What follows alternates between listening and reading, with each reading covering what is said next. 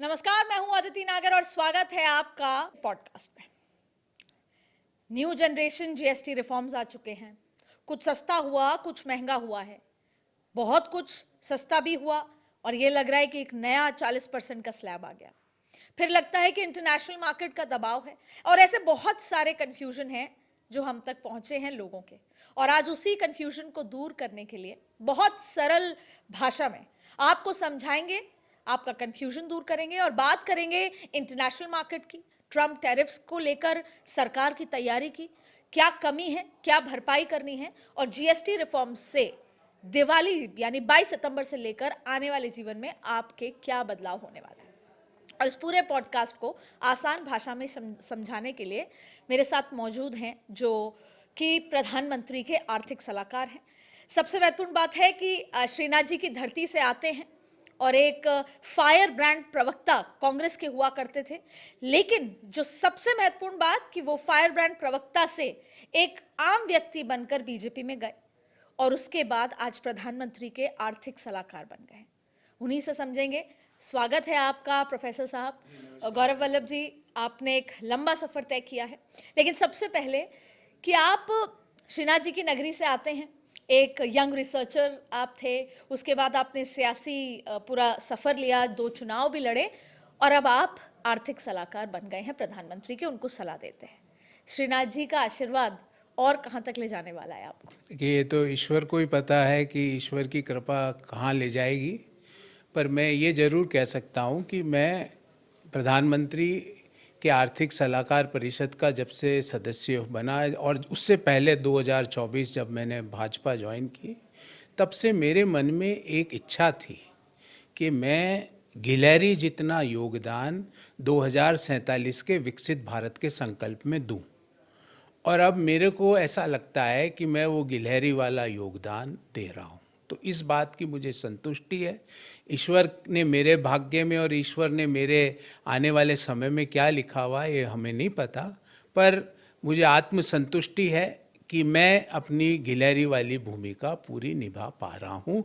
विकसित भारत का जो 2047 का संकल्प है, जो प्रधानमंत्री मोदी जी ने लिया है, हम सबको, मुझे लगता है प्रत्येक 140 करोड़ देशवासियों को, हम सब की उसमें भूमिका है और हम सब वो भूमिका अपनी अच्छी तरह से निभा भी रहे हैं।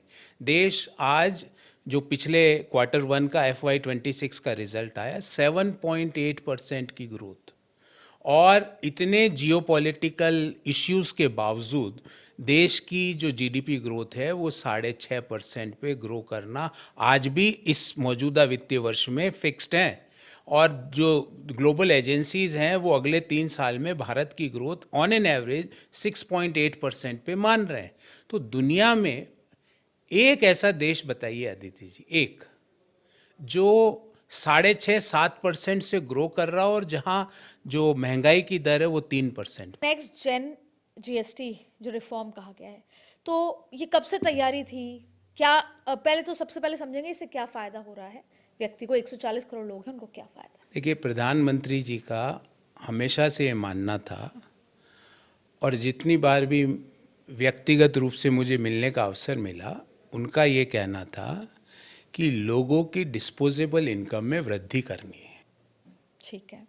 तो आप देखो, जो लोग ये कहते हैं ना ये दबाव वो दबाव, मैं आपसे पूछता हूँ, इनकम टैक्स में 12 लाख रुपए तक की आय टैक्स फ्री हो गई, वो निर्णय कब हुआ?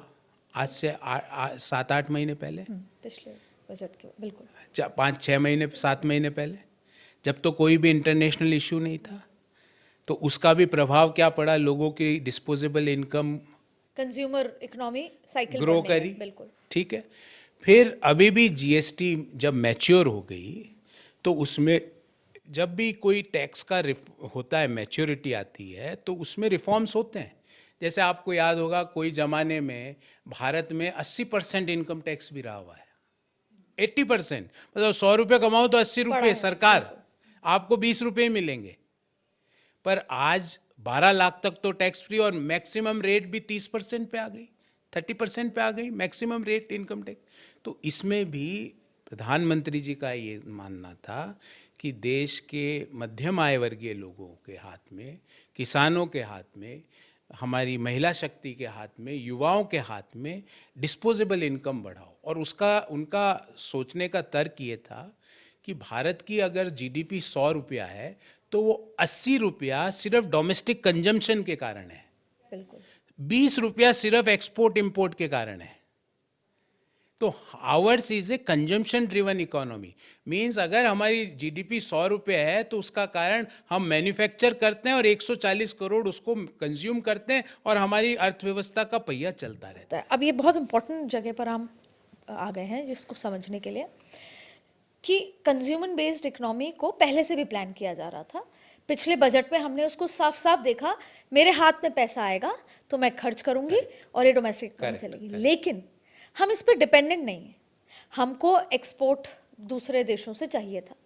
अब आ गए ट्रम्प साहब, तानाशाही कर रहे हैं, तो उसकी हमारे पास काट क्या है? उसकी काट हमारी सरकार ने बिल्कुल क्लियर कर दी है। हम 3 चीज़ें प्रधानमंत्री जी के स्टेटमेंट्स दोहराता हूँ, लोग उसको समझ नहीं पा रहे हैं या जानबूझ के समझना नहीं चाह रहे। हमने इनकम टैक्स और जीएसटी के रिफॉर्म्स के बाद देश में 5,30,000 करोड़ रुपए का एडिशनल कंजम्पशन होगा।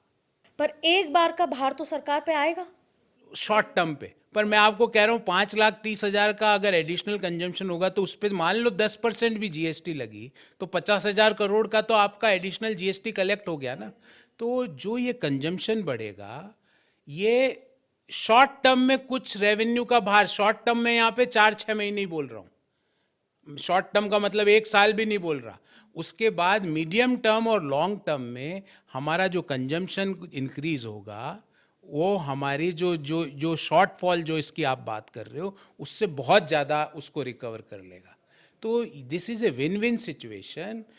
ये इनकम टैक्स रेट रिलीफ्स और जीएसटी रेट रैशनलाइजेशन के बाद 5,30,000 करोड़ का इकोनॉमी में एडिशनल कंजम्पशन प्रेडिक्टेड है और ये एसबीआई रिसर्च की रिपोर्ट है। अच्छा, आप ये बात तो मानेंगे गौरव जी कि हम भारत देश में बहुत मेहनती लोग हैं लेकिन प्रेशर के दौरान काम करते हैं। ये बात अलग है कि हमारा विजन लंबे समय से चल रहा है, लेकिन जैसे ही ट्रम्प के इस तरीके के टैरिफ आए हमने भी चीजें बदली। नहीं, आपने पूछा ना इस टैरिफ का क्या रेस्पॉन्स भारत का, ये सवाल आपका था। तो एक तो हम हमारे डोमेस्टिक कंजम्पशन को इंक्रीज कर रहे हैं, दूसरा हम एक्सपोर्ट को डाइवर्सिफाई कर रहे हैं। जो हमारा सामान अमेरिका में हम भेजते थे, हम दुनिया के दूसरे देशों को एक्सप्लोर कर रहे हैं। उसमें ब्रिटेन के साथ हमारा एफटीए हो गया, ईयू के साथ भी एफटीए होने की बहुत बड़ी संभावना है और बहुत जल्द कुछ समाचार आ सकता है। दुनिया के दूसरे जो एक बिजनेस के कार्टल्स है, जो 5-6 देशों के ग्रुप बने हुए हैं, उसमें भी हमें जाना है नहीं जाना है इसके बारे में भी हम इन डेप्थ एनालिसिस कर रहे हैं। तो मैं ये कह रहा हूँ कि 4-6 महीने कुछ प्रॉब्लम्स हो सकती है, मैं ये मानता हूँ। और कुछ एम्प्लॉयमेंट जो स्पेसिफिक 3-4 सेक्टर्स बताता हूँ और वो चारों सेक्टर आप और मेरे राज्य से संबंधित है। Gems and jewellery, textile, handicraft, handloom और leather products. All of them. हाँ, तो ये इन राजस्थान, इन चारों सेक्टर्स में, क्योंकि ये चारों सेक्टर्स से मेजर सामान अमेरिका एक्सपोर्ट होता है, इन चारों सेक्टर्स में शॉर्ट टर्म, वापिस कह रहा हूँ शॉर्ट टर्म का मीन्स 4 से 6 महीने, कुछ इश्यूज फ्लैग आउट हो सकते हैं, कुछ प्रॉब्लम्स आ सकती है और आने की संभावना भी, एज ए इकोनॉमिस्ट बता रहा हूँ। पर जिस तरह से हम कंजम्पशन बेस को इंक्रीज कर रहे हैं, जिस तरह से हम एक्सपोर्ट डाइवर्सिफाई कर रहे हैं, हमारी ग्रोथ में कोई फर्क नहीं पड़ेगा। ग्रोथ नंबर तो 6.5-7% के बीच रहेंगे। रिजर्व बैंक ऑफ इंडिया ने जो ग्रोथ प्रेडिक्ट करी FY26 की, आफ्टर ट्रम्प के जो टैरिफ है इम्पोजिशन, उसके बाद वो 6.5% इंटैक्ट रखी। तो हमारी ग्रोथ इंटैक्ट है। कुछ सेक्टर स्पेसिफिक प्रॉब्लम्स आ सकती है, कुछ सेक्टर स्पेसिफिक बेरोजगारी के नंबर्स में प्रॉब्लम आ सकती है, पर गवर्नमेंट पूरी प्लानिंग के साथ उन सेक्टर की हैंड होल्डिंग कैसे करनी है, उनका हाथ कैसे पकड़ना है, उनको ऊपर कैसे लाना है, इसकी उन्होंने पूरी प्लानिंग सरकार ने की है। एक बात आपसे एज इकोनॉमिस्ट भी समझना चाहूंगी, एक भारतीय जनता पार्टी के नेता के रूप में, अमेरिका से हमारे दशकों से संबंध है और हमने एक पर्सनल केमिस्ट्री भी देखी। और सबसे खूबसूरत बात भारत की भी है और प्रधानमंत्री नरेंद्र मोदी भी अक्सर कहते हैं कि कोई भी देश महान एक अपनी संस्कृति से होता है, कल्चर से होता है, हम रूट से जुड़े हुए हैं। हमने चाइना के प्रेसिडेंट को तब गुजरात बुला के और अलग अलग जगह बुला के इतना स्वागत किया, हमने ट्रम्प के लिए तो क्या नहीं किया। लेकिन आपको लगा कि we have kept all the eggs in one basket and we were more dependent on America than anybody else, any other country? देखिए, मैं आपको ये कहूँगा कि दुनिया की कोई अर्थव्यवस्था, दुनिया की, भारत को इग्नोर करके प्रॉस्पर कर ही नहीं सकती। एब्सोल्युटली, आज की तारीख में नहीं हो सकता। 18%, यू लाइक इट और नॉट, हाँ, you have to. Correct. 18% Aditi ji दुनिया के लोग हमारे देश में रहते हैं, तो क्या 18% को इग्नोर करके कोई भी दुनिया की बड़ी कंपनी अपना व्यापार चला सकती है? 18 मतलब हर 5 में से 1 आदमी भारत में रहता है दुनिया का। अगर दुनिया में 5 आदमी हैं तो 1 आदमी भारत में बैठा हुआ है। तो दुनिया की कोई अर्थव्यवस्था हमको इग्नोर नहीं कर सकती। पर पिछले कुछ साल भर में पूरे दुनिया में डी ग्लोबलाइजेशन, मतलब जो ग्लोबलाइजेशन 91 में हुआ उसका बिल्कुल उल्टा हो रहा है। और एक नया टर्म कॉइन हुआ है, इकोनॉमिक नेशनलिज्म, आर्थिक राष्ट्रवाद। ये आर्थिक राष्ट्रवाद और डी ग्लोबलाइजेशन के वातावरण में पूरी दुनिया के रिश्ते और पूरी दुनिया के धंधे, बिजनेसेस रिकैलिब्रेट हो रहे हैं।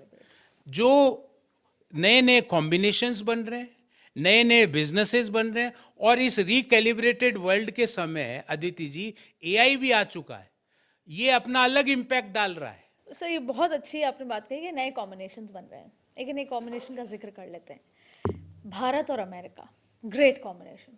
उनकी परचेजिंग पावर बहुत अच्छी है। हम डायमंड्स देते हैं, तमाम तरीके की चीज़ देते हैं, वो परचेज करते हैं और सब कुछ स्मूथ है। और अमेरिका को भी भारत की उतनी ही ज़रूरत है। अमेरिका को 90 के दशक में भारत से गए हुए टैलेंट ने आज टेक्नोलॉजी में और वो अमेरिका को ग्रेट बनाया। उसके बाद भी आज वापस से उस H1B वीज़ा पर सवाल उठ रहे हैं। लेकिन हमारा कॉम्बिनेशन चाइना तो हो ही नहीं सकता। हर पड़ाव पे हमारे फ्रिक्शन है। दूसरा, रशिया अपने स्ट्रगल में है, वो हमारा दोस्त है, उसने शो कर दिया व्हाट्सोएवर, और हमने भी उनको शो कर दिया। ब्रिटेन और यूएई तो ऑलरेडी बहुत सारी चीज़ों में अमेरिका के दबाव में है। तो भारत उभर रहा है, लेकिन भारत का सबसे ऑब्वियस दोस्त तो अमेरिका ही था। देखिए, भारत की ग्रोथ है ना, जो अभी अगले 10-15 साल दुनिया के बड़े देश उस ग्रोथ को रोकने का प्रयास करेंगे, क्योंकि भारत एक आर्थिक महाशक्ति की तरफ जा रहा है। भारत पेटेंट्स हो, भारत में, जैसे अमेरिका के अलावा कौन से देश आप मानते हैं? मैं किसी देश का नाम लेना मेरे लिए अनुचित होगा, पर पेटेंट्स हो, रिसर्च हो, मैन पावर हो, ब्रेन हो, वो भारत का ग्लोबली परचम लहरा रहा है। कल मैं आपको बताऊं, कल अमेरिका के राष्ट्रपति ने अमेरिका के 20-25 सीईओस को डिनर पे बुलाया। मैं फोटो देख रहा था आज सुबह, उसमें 6 तो भारतीय हैं। और उन्होंने कहा अपने ट्वीट में कि ये लोग अमेरिका चलाते हैं जिनके साथ मैं डिनर कर रहा हूँ। 6 तो भारत के मूल के लोग बैठे हैं। तो कोई भी देश भारत को अंडर एस्टिमेट करके, भारत को इग्नोर करके प्रॉस्पर नहीं कर सकता। और जैसा मैंने पुनः कहा कि हमारे संबंध दुनिया, क्योंकि हमारी जो पॉलिसी है, हम वसुधैव कुटुंबकम की पॉलिसी से आगे बढ़ रहे हैं। हम किसी देश को क्रश करने का काम नहीं कर रहे, उसके इंटरेस्ट को क्रश करके आगे बढ़ने का हमारी सोच नहीं है। हमारी सोच ही नहीं है।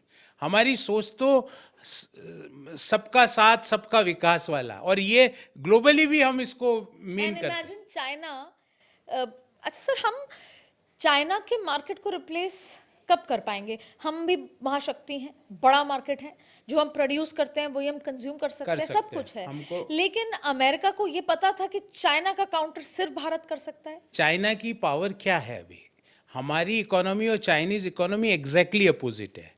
जैसे मैंने शुरू में कहा, हमारी consumption driven economy, Chinese export driven economy.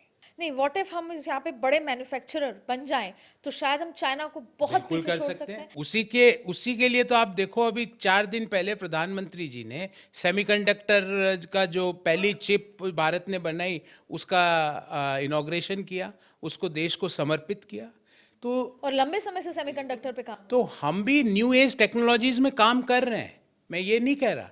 हम भी एआई पे काम कर रहे हैं, रोबोटिक्स पे काम कर रहे हैं, मशीन लर्निंग पे काम कर रहे हैं, क्वांटम टेक्नोलॉजीज में काम हो रहा है, ऐसा नहीं है। और दुनिया में जहां दूसरे देशों में भी हो रहा है वहां हमारे लोग अधिकतम आप पाओगे।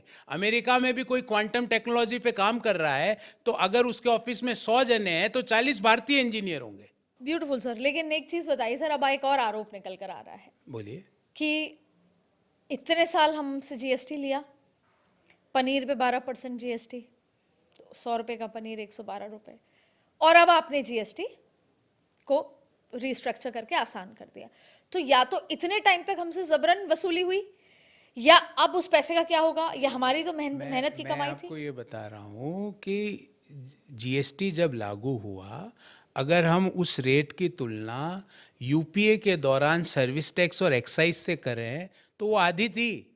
पनीर आप जैसे जो 12% बोल रहे हो, आपको ताज्जुब होगा हेयर ऑयल, जैसे अभी कल 3-4 दिन पहले के रेट रैशनलाइजेशन के पहले हमारा हेयर ऑयल पे 18% पे था।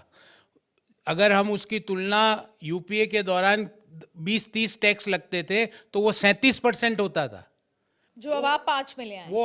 वो पहले आया 18 पे, फिर आया 5 पे। तो लोग जो बोल रहे हैं ना पहले आपने, अरे आप उसकी पहले वाले की तुलना उससे पहले वाले से कीजिए।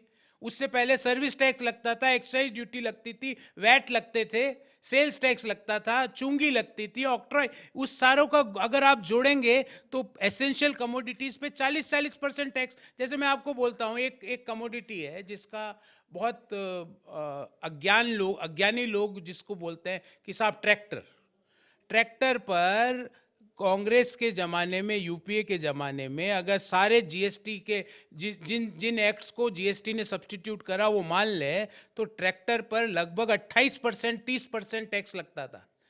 तो अब वो धीमे धीमे कम हुआ है। तो आप ये कोई कहे कि साहब 8 साल हमने गलत दिया, अरे उससे पहले जो टैक्स लग रहे थे उसको आधा कर दिया था जीएसटी ने, और अब जो 8 साल पहले जो टैक्स था उसको अब आधे से भी कम कर दिया। सर एक इम्पोर्टेंट, हम जीडीपी आपने शुरुआत से अब तक का, और हम अक्सर 11 साल के इस बीजेपी के कार्यकाल में जीडीपी ग्रोथ, तीसरी अर्थव्यवस्था। सर ये तीसरी अर्थव्यवस्था का एक सवाल यह है कि भारत की ग्रोथ रेट तो ऊंची है, लेकिन हमारे पास अनएम्प्लॉयमेंट, चाहे सरकारी हो चाहे प्राइवेट हो। इसके साथ साथ हमने एक सपना दिखाया कि आप खुद का वो खोलें, स्टार्टअप, एंटरप्रेन्योरशिप, उसको लेकर भी कोई ठोस बहुत बदलाव देखने को नहीं मिला। काम हो रहा होगा। तो हम एक तरफ तो अपनी 6.5-7% की वो बताते हैं, दूसरी तरफ अभी अनएम्प्लॉयमेंट है और एक डर है, महंगाई बढ़ रही है। लोग खरीद रहे हैं, सब गाड़ियां भी खरीद रहे हैं, फ्लैट्स भी खरीद रहे हैं, गुड़गांव तक में खरीद रहे हैं, लेकिन फिर भी ये सब है। तो ये परसेप्शन का क्या करना? एक बात हम सबको समझनी चाहिए कि मतलब आंकड़ों में ही है क्या? आंकड़ों में नहीं, मैं आपको हर चीज का जवाब देता हूँ। एसेंशियल कमोडिटीज में महंगाई नहीं बढ़ी है। जैसे हमारे डेली यूज का टूथपेस्ट हो, हमारा साबुन हो, हमारे नॉर्मल एपरल्स हो, नॉर्मल घड़ी हो, पेन हो, पेंसिल हो, इसमें महंगाई नहीं बढ़ी है। आज पेट्रोल हो, डीजल हो, जो कीमतें हैं वो मोर और लेस कांस्टेंट है। तो महंगाई नहीं बढ़ी। और सरकार के जो आंकड़े हैं, जो सरकार अपनी तरफ से कलेक्ट करती है, और जो अन्य एजेंसियों के भी आंकड़े, भले CMIE का मान लें, तो वो आंकड़े भी महंगाई को बढ़त को नहीं बता रहे। सारे आंकड़े कह रहे हैं महंगाई की दर 3.5-4% के बीच चल रही है, जो यूपीए के दौरान 9 से 10% थी। मैं पुनः दोहराता हूँ, 9 to 10% महंगाई दर थी, जो अभी 3.5 से 4% पर है। तो महंगाई तो नहीं बढ़ी है। अब आए बेरोजगारी वाली जो क्वेश्चन आपने पूछा। देखिए, भारत की एक बहुत बड़ी ताकत है, वो है भारत की demography. Youngest nation in the world, हमारी पॉपुलेशन, हमारी युवा फोर्स हमारी ताकत है। अब उस युवा फोर्स को हमें निश्चित रूप से एम्प्लॉयमेंट भी देना है। ये इससे हम ना तो नकार रहे हैं, ना ये कह रहे हैं कि ये हमारा काम नहीं, सरकार का ही काम है। मैं तो एक्सेप्ट कर रहा हूँ। मैं ऑन रिकॉर्ड आंकड़ों से बोल रहा हूँ कि पिछले 2004 से लेके 2014 से लेके 24 के बीच 17 करोड़ नई नौकरियों का सृजन हुआ, 17 करोड़। और 23 करोड़ देश के लोग गरीबी से बाहर निकल के आए। 23 करोड़ लोग, छोटा नंबर नहीं है। तो फिर भी इसमें और करना चाहिए, और हम उसकी तरफ, प्रधानमंत्री जी की विशेष उसकी तरफ ध्यान है, उस पर भी और काम भी कर रहे हैं, और भी करना भी चाहिए, और उस पर और भी हम काम भी कर रहे हैं।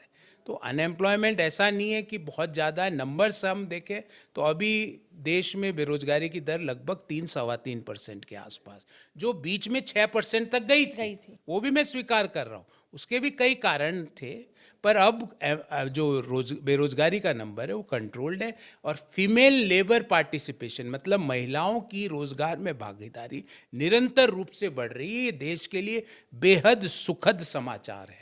अच्छा, एक और चीज़, जैसे अभी मैं आपको यूपीआई से आपसे लूँ या आपको दूँ तो पैसा लगेगा, उस पर भी चार्जेस हैं। मैं एटीएम से विड्रॉ करूँ, उस पर चार्जेस हैं। ये हिडन चार्जेस हैं, बट ये पॉकेट पे आते हैं, हमारी मेहनत की कमाई पे। इन सब के लिए कोई देखिए, रिफॉर्म? ये तो सब बैंक के डिसीजन होते हैं, हर बैंक अपने निर्णय करता है। सरकार रेगुलेट, सरकार भी इसके ऊपर ओवरसाइट रखती है। मतलब अगर हम 2 बार ट्रांजैक्शन करें या 3 बार करें तो उसका कुछ, तो वो एक कहीं ना कहीं पॉकेट की बात है। ये सारी चीजें देखिए, कुछ इनिशियल कुछ ट्रांजैक्शंस तो फ्री होते हैं। एटीएम से भी आप विड्रॉ करें, एक नंबर से ज़्यादा विड्रॉ करें तो कुछ ट्रांजैक्शन चार्ज लग जाता है। ये सारी चीज़ें मुझे लगता है इस पे भी ओवरसाइट है सरकार की, मैं इसको अस्वीकार नहीं करता हूँ, पर ये सारी चीज़ें उन बैंक और उन संस्थाओं के निर्णय होते हैं। मैं आपसे चर्चा करने से पहले ऐसे ही सोशल मीडिया पे गई थी, तो मैंने कमेंट पढ़ा, बड़ा इंटरेस्टिंग था। मैंने कहा आपसे साझा किया जाए, और ऐसे उनके पुराने कमेंट्स देख के उन व्यक्ति के ये लगा कि वो भाजपा थॉट प्रोसेस के हैं। लेकिन फिर भी सवाल उन्होंने कहा कि इतने लंबे समय से पॉपकॉर्न पर मीम्स बने और सोशल मीडिया पे लगातार टैक्स को लेकर हुआ, तो भारत की जनता और सोशल मीडिया कुछ नहीं कर पाए, लेकिन ट्रंप ने हमें चीज़ें सस्ती दिला दी, बदलाव कर दिया। पॉपकॉर्न वाला भी जो मीम्स वगैरह बने, वो टेक्निकली गलत, फैक्चुअली गलत थे। और पॉपकॉर्न में कई प्रकार के पॉपकॉर्न होते हैं। तो ये जो हमारा जो टैक्स का स्ट्रक्चर होता है, उसमें कोडिंग होती है हर तरह के। जैसे अभी निर्मला सीतारमन जी ने एक बात कही कि किसी भी प्रकार की भारतीय रोटी पे कोई टैक्स नहीं। पहले के ऊपर देश की जो कोडिंग है कमोडिटीज़ की, उसमें रोटी अलग होता है, पराठा अलग होता है, मलाबारी पराठा अलग होता है, और कई और प्रकार की भी रोटियां हैं। तो इसी तरह पॉपकॉर्न के भी कई प्रकार होते हैं। सरकार, देखिए, आप कहेंगे कि सर सिगरेट पर 40% क्यों, या गुटखा या पान मसाला पर 40% क्यों? क्योंकि सरकार इन चीज़ों को प्रमोट नहीं करना चाहती है। ये देश के लोगों की हेल्थ के लिए इंजूरियस है। उसी तरह जो पॉपकॉर्न होते हैं जिसमें शुगर मिला दी जाती है, जो जली हुई शक्कर जिसको कहते हैं, कैरामेल्ड पॉपकॉर्न, तो वो सरकार उसको प्रमोट नहीं करना चाहती। शुगरी ड्रिंक्स हैं, कार्बोनेटेड वाटर हैं, सरकार इनको प्रमोट नहीं करना। यही वजह शायद जो सिन गुड्स पे आपने 40% लगा दिया है। तो इन पे अगर फिर भी आपकी इच्छा है खाने की तो फिर टैक्स पे करो सरकार। हाँ, इन पे सरकार इन चीज़ों को प्रमोट नहीं करना चाहती। पर जैसे आपको मैं बताऊं, आम लोग हम चाय के साथ बिस्कुट खाते हैं, तो उस पे टैक्स कम है या जीरो है। चाय के साथ एक अपन लोगों की आदत होती है, विशेषकर भारत के लोगों की, कि चाय के साथ, शाम की चाय के साथ एक नमकीन की फांकी लेते हैं, तो 5% नमकीन पे टैक्स कर दिया। तो सरकार अलग अलग जगह पर, अलग अलग समय पर उसके ऑब्जेक्टिव्स होते हैं। तो पॉपकॉर्न के अगेंस्ट में कोई चीज़ नहीं है, पॉपकॉर्न तो खाइए, पर ये जो शक्कर मिला हुआ पॉपकॉर्न है, इसको कम खाइए।